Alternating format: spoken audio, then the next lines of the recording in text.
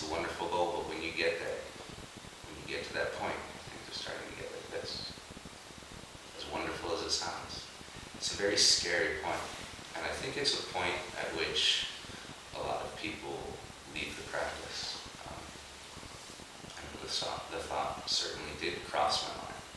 But here I am. Because, when you get to that point, you have to say, what now? This is who I am. It's not going to change, and this is what I've been working on. This is what I thought I wanted. So now what?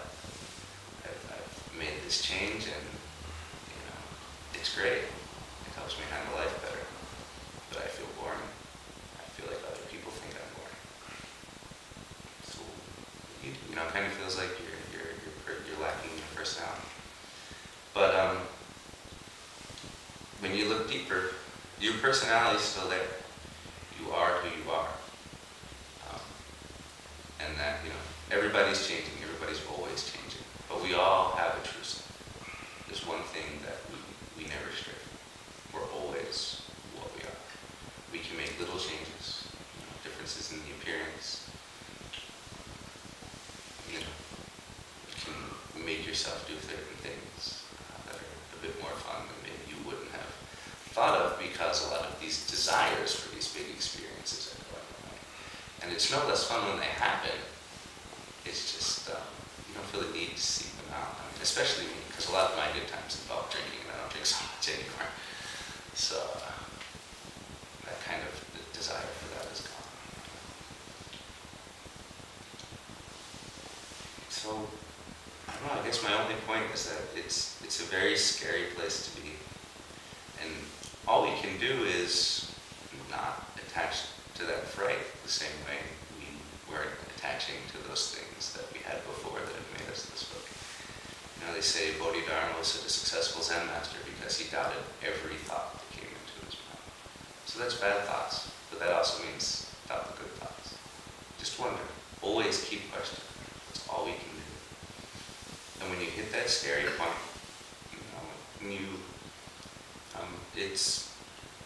I don't want to call it the don't know point, but it's definitely a don't know point. A point where you're left with, well, what's left? What am I? That's when you get the real, what am I? What is this? What am I, and what do I think I am, and even what do I want? Which is not really so much a big Zen question, but it's a very big real life question. What do I want? Am I just attaching to this thing that I've lost that seems so good? Or am I not? Is it really bad to lose this? Just look. And, I think what it comes down to in the end for me is, and I forget who wrote it, but it's a Zen poem that I hear all the time: spring comes and the grass grows. No matter what happens, no matter what you're losing, the world is turning. Every morning the sun is rising. Well, okay, the sun's not actually rising, but it looks like it is. The grass is growing, the birds are singing. One thing has changed. What's that thing? And so how much can we let that change hold us? How can we let that thing hold us? And, it's very easy to kind of blame the practice, I suppose, when this happens, when you have this big doubt, and say, well, it's the practice's fault. This practice has ruined me. It's made me nobody. It's made me a boring person who does nothing. And that's not true. You do that to yourself. You still make the choices. You can still have fun. It just manifests in a different way. It's like your friends are going out to the bar and they're going out drinking. You don't drink anymore, so go out and have some Coke. You can still have a good time at the bar with your friends. All you can do is get up and do it again. And I think from my experience, that when this great doubt comes up, this great question, I'll say it, this great fear of the practice, that's the most important time to practice. Because that's when you need it most. That's when you need to have that clarity, because the more you cling, the more you want to cling. One problem I've been having, or having, more or less over it now, in my whole situation, is that, I felt bad when I would practice, and I'd start to feel good. And I didn't want to feel good. I wanted to hold that bad feeling, because this was some emotion. This is, in a way, this is how I'm supposed to react to this. It's supposed to upset me. It's supposed to make me sad. It's supposed to take over my life and consume me. And I'm supposed to be, this brooding figure now who's never going to be happy again. That's bullshit.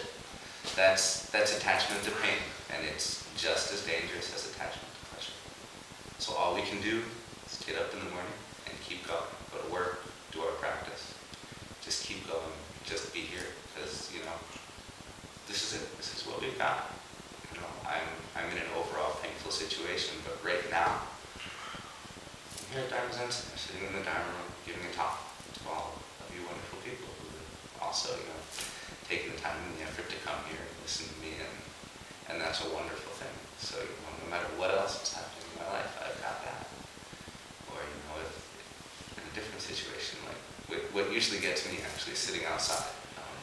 There's a little cushion set up in the corner that there are some trees around. It's like, if I'm feeling down, I can always go there and not necessarily feel good, but definitely feel better, feel calm, because like I said, the world is still turning, the sun is still shining, the grass is still growing. What's changed?